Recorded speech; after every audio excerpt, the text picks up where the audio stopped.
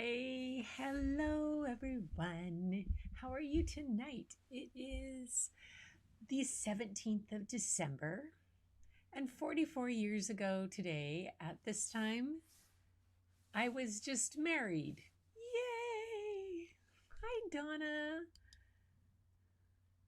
Yes, and there's Angie. Hello, hello, hello. Oh my goodness. Yes, so tonight I've had an amazing dinner my husband made for me. We had my favorite meal, lamb. And he made that for me. And he's upstairs with two of the grandkids, Layla and Lachlan, the 9-year-old and the 4-year-old. Um, I think he's making them hot chocolate with marshmallows. Mushrooms? No. Hot chocolate and marshmallows. I think I'm going to take a sip. And cheers. So yes. So today, I'll get my chair up here. It's hard to do that with my leg. Oh my gosh. There we go. So I was married on a beautiful, beautiful, crisp, sunny, cold, snowy, fresh snow day in Yakima in eastern Washington. We'd had about 10 inches of new snow the night before. And so everything was covered in beautiful, pristine white. The sun came out. I had an afternoon wedding at, I think it was about 4 o'clock. The church was all decorated for Christmas, of course, so I didn't have to do any flowers. And it was just delightful, other than the fact that there was hilarity and around the whole thing, which, since you guys are all good buds here, I'll tell you some of it. So we got married in a Presbyterian church that I grew up in, had a window for my grandfather in it with his name at the bottom. My dad's name's on the cornerstone. I grew up there. My husband was raised Catholic. His mom wasn't thrilled that he was planning on marrying a non-Catholic who wasn't going to convert. And so she got a audience with the Archbishop of Seattle and to get permission not to attend because her son was marrying a heathen in a heathen church. I can look back and laugh now because we did laugh later on. This just threw my mom for a loop because my mom is like charm school, very ladylike, nothing ever, you don't, if you don't have anything nice to say, you don't say anything at all. Oh my gosh. Yeah, Donna goes, what? Oh my God. Anyway, so basically the Archbishop told her, this was back in 1977, told her, are you nuts? Go to the wedding. It's the 70s. They're getting married. Be grateful they're getting married. So the next step was we got our minister to, he got one of the local priests, a friend of his in Yakima, to agree to do the ceremony together, which kind of appeased my to-be mother-in-law and whatnot. Okay, that's that one little part. We got that kind of okay. Next thing is we're having the wedding December 17th. Sarah, sister number 3, I'm number 4, had Matthew November 22nd. So she was, 3 weeks out of having a baby. Carolyn, sister number 2, had Jay January 2nd or December 29th. I can't remember. Jennifer and Jay are only a year and 2 days apart or something like that. Yeah. So Carolyn was huge out to here. My dad was just mortified that she was standing up there in the front with this. And Patty, my oldest sister, number 1, had the 5-year-old son who was my ring bearer. And she was trying to corral him. That was a whole thing. That was a whole thing. So we've got that all going on. We got a huge wedding that my mom and dad, my mom invited just everybody they knew. A bunch of Bob's buddies all came over. Of course, they all grew up Catholic. They didn't understand that you in a Presbyterian church you didn't have liquor at the reception or in the reception hall or at the church. So the guys just solved it by having the tequila shots and the Irish whiskey in the parking lot right before the wedding. So we've got these extremely tall, handsome young men that are walking my sisters down the aisles. Oh my gosh. So yeah, my husband was the next to shortest one in the wedding party at 6'2". The tallest one was 6'7", I think. Yeah, 6'7", 6'5", 6'4", and then I think Tommy was 6'1". So yeah, so was the tall group, and I'm tall. I'm 5'11". So all of this. So we've got all this going on. Yeah. It's gonna go. My mother-in-law was one of 12 kids. She had 2 older sisters that were twins that were at the wedding, both of whom were not pleased either that it was not being held in a Catholic church or that it was not a Catholic wedding. So they kind of interpreted it as an Irish wake rather than a wedding. And so they sat in the front pew line in the front there with veils over their face, sobbing like they were in an Irish wake. Oh my gosh. And now I have been to a few of those since that time, so I kind of know what they're like. Oh my gosh. Talk about the stories. It's hilarious. And so my half the friends were all like, what the heck? And two of my buddies from high school, when I threw the bouquet, both of them are twins and they both dove for the bouquet. It was hilarious. I mean, just so many different things, snowball fights, all kinds of things, the stuff the guys put in the car, all that kind of stuff. It was a great wedding. And 44 years later, here we are, and it's just, what do we do for our wedding anniversary? Well, I can't exactly go out dancing, and Bob stopped dancing about the same time that we got married, about the same time I quit drinking beer. I said, well, you used to dance, and he says, well, you used to drink beer, and I was like, oh, okay, you're right. So that's okay. He made me a delightful dinner.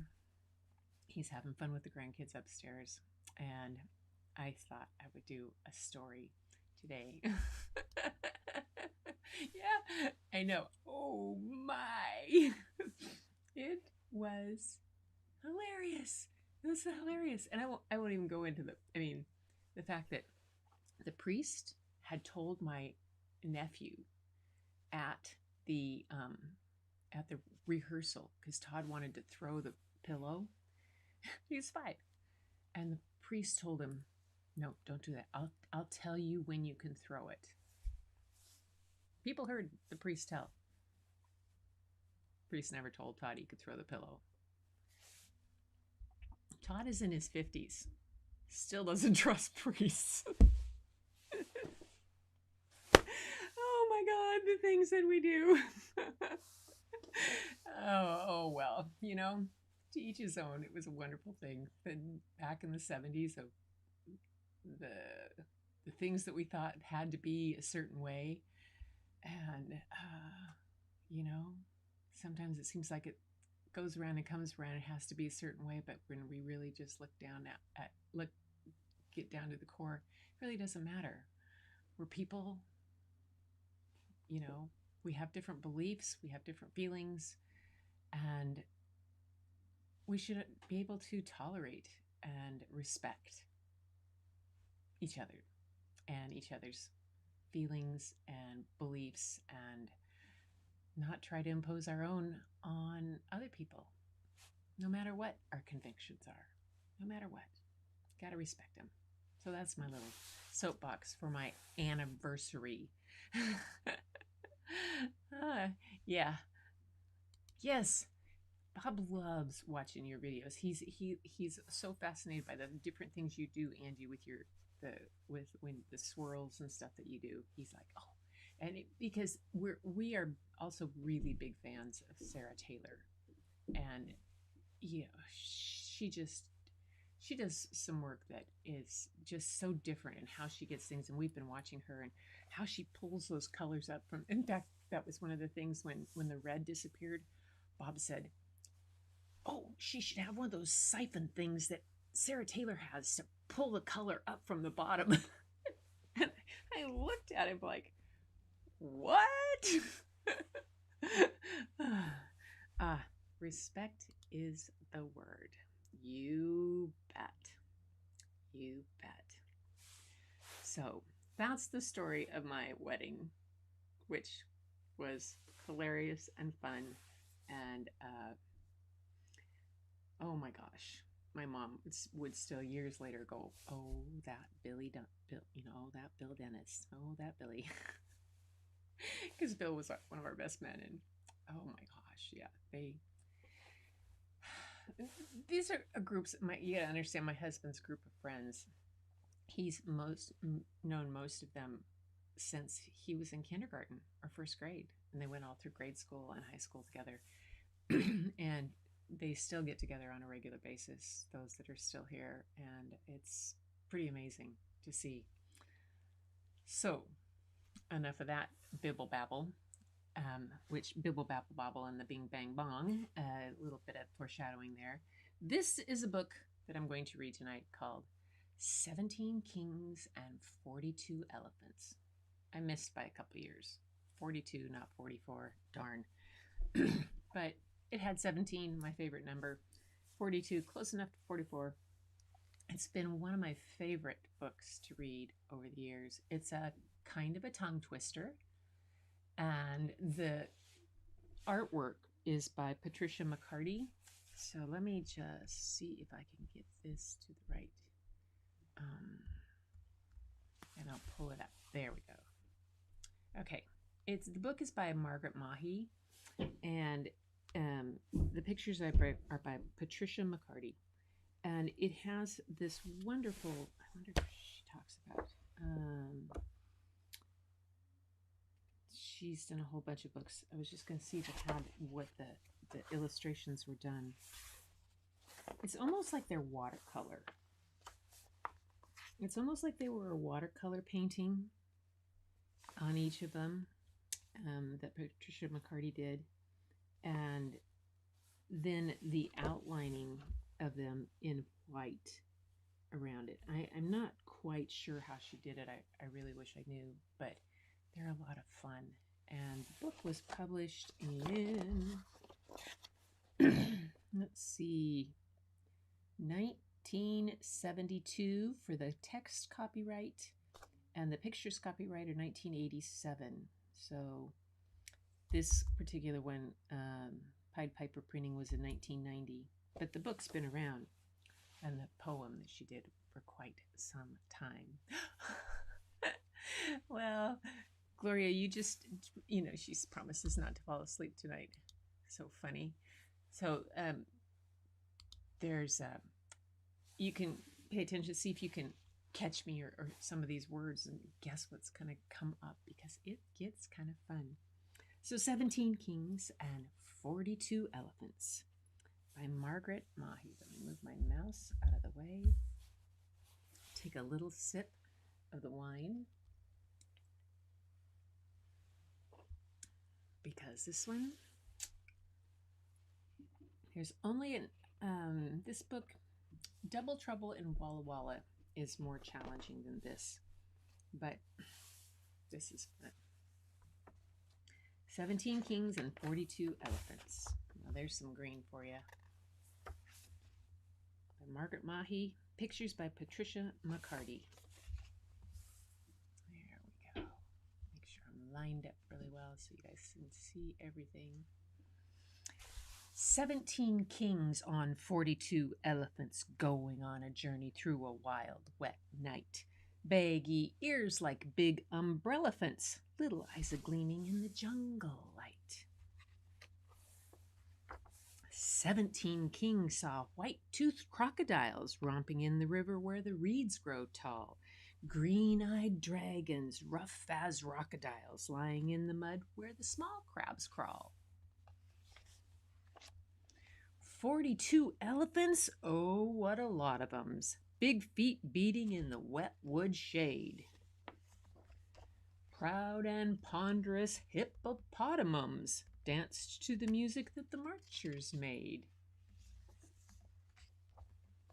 17 kings sang loud and happily. 42 elephants swayed to the song. Tigers at the riverside, drinking lappily, knew the kings were happy as they marched along. Who joined the sing-song? Cranes and pelicans, peacocks fluttering their fine fantails. Flamingos chanting, ding-dong bellicans, rosy as a garden in the jungle vales. Tinkling tunsters, twangling trillikens, butterflied and fluttered by the great green trees. Big baboonsters, black gorillikins, swinging from the branches by their hairy knees. Kings in crimson, crowns all crystalline, moving to the music of a single gong. Watchers in the jungle, moist and mistalin, bibble bubble babble to the bing bang bong. 17 kings, the heavy night swallowed them. Raindrops glistened on the elephant's back.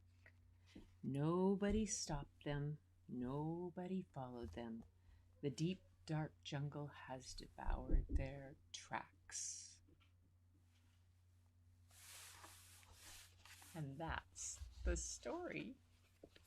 It's a short one, but boy, does it take some practice. I love the way that Margaret Mahy took language and just took liberties and changed it and rhymed it, and hippopotamums, crocodiles. If it doesn't match, if you can't find something that rhymes, make something up. Happily, lappily. Tinkling tunsters, twangling trillikens, butterflied and fluttered by the great green trees. Look at those birds. Aren't they cool? I just think that it's a cool book. This is the page that always cracked up the kids. Swinging from the branches by their hairy knees. Oh my gosh.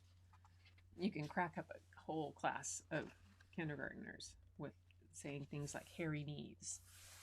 Guaranteed to crack up a class of kindergartners and first graders. Things like hairy knees, say the word underwear. Yeah, that'll do it. All kinds of funny things like that can get them. Anyway, I love the way they're all just smiling and laughing and dancing, and the elephants are drifting off. You get the sense of them. Yeah. Hairy knees, I know, isn't it? Make up words and rhymes. You bet. You bet. There's a book I have called Underwear, and it's about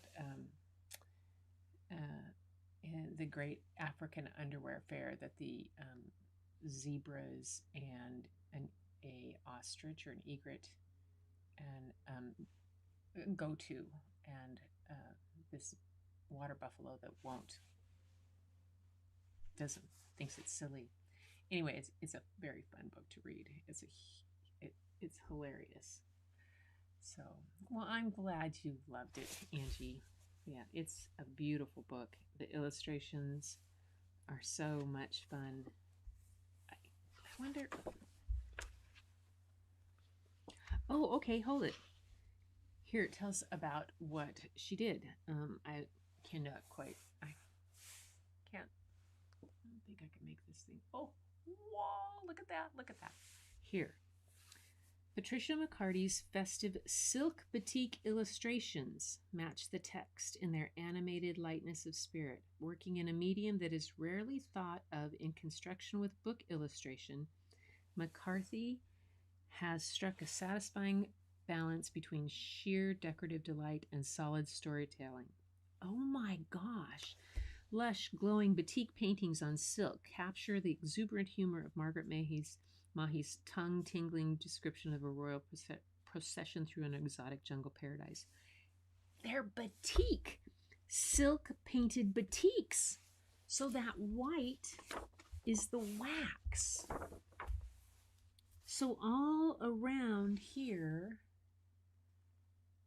if you see that, around the edge of these would have been done in wax on this silk so that the ink and the paint would not have gone there.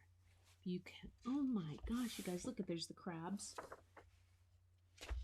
And the detail on this, oh, I would love to see.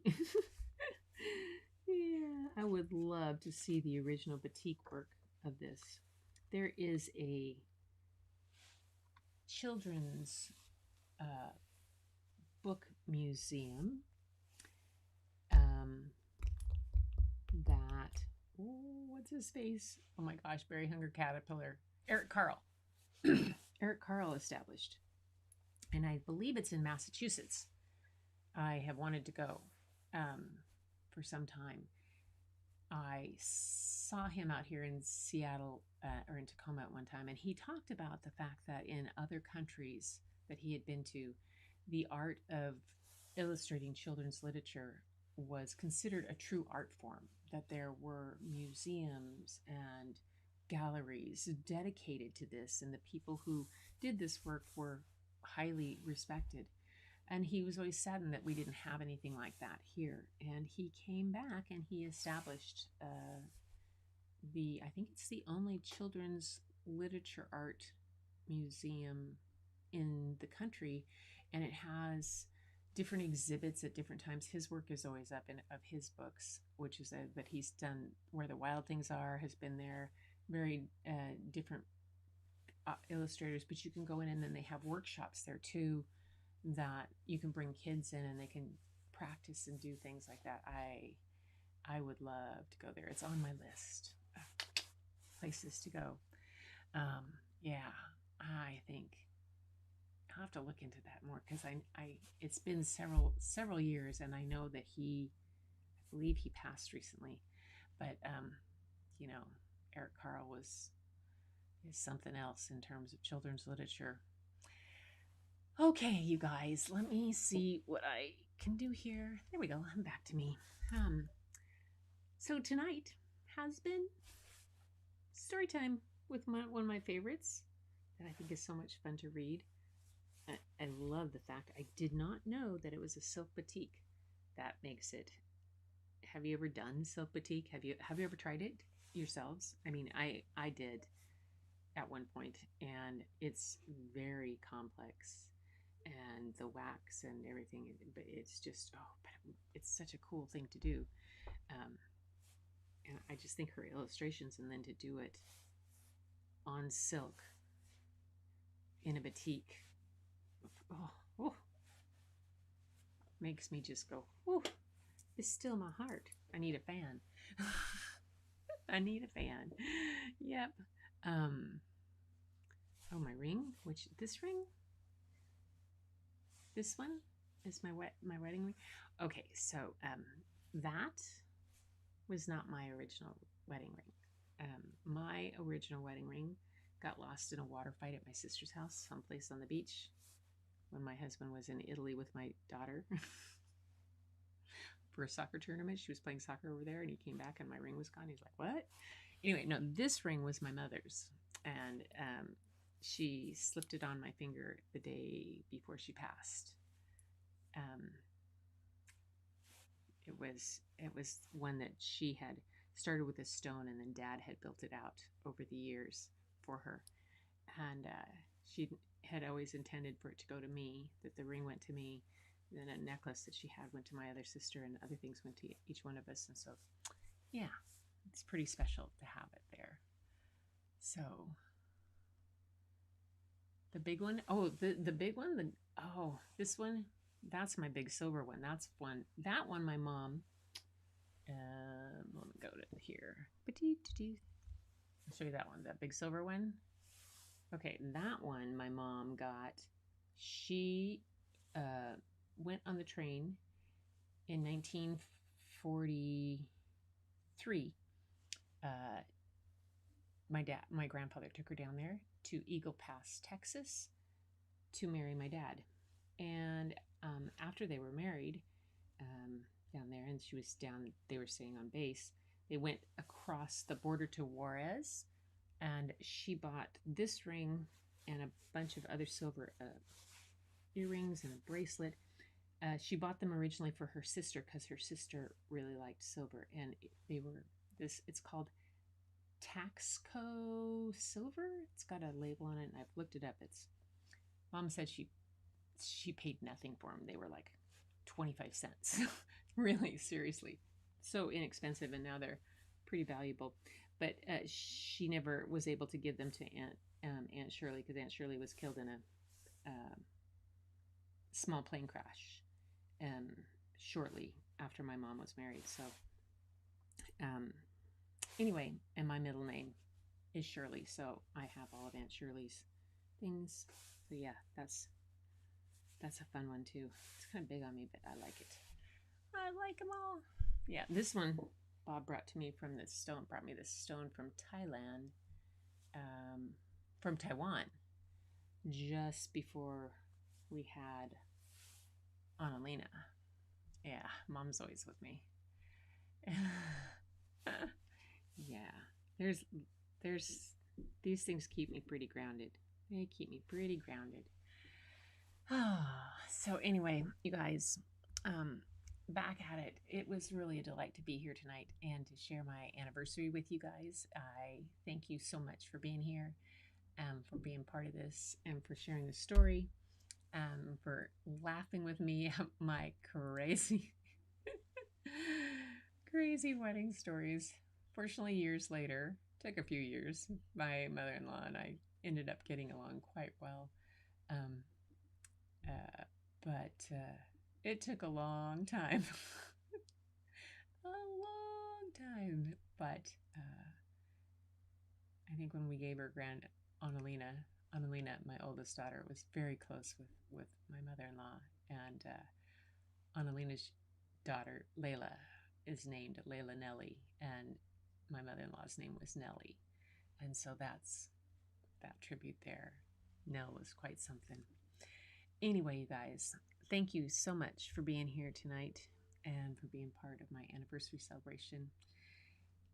It's been a delight. And I think I'm going to go upstairs and rescue. Well, I won't have to rescue him. I'm sure he's having a good time. But join my husband and my grandkids for the evening. They have a sleepover. And, well, my son-in-law is taking my daughter out to dinner. Yeah, I think that's appropriate. Oh, Donna, that's okay. Yeah, go back and watch. It's kind of fun. It's kind of fun to see. I hope you do. And anyway, you guys, it's been great. I love being here. I love sharing this.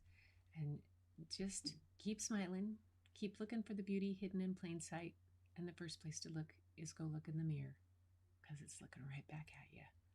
And I will see you guys next time. Oops.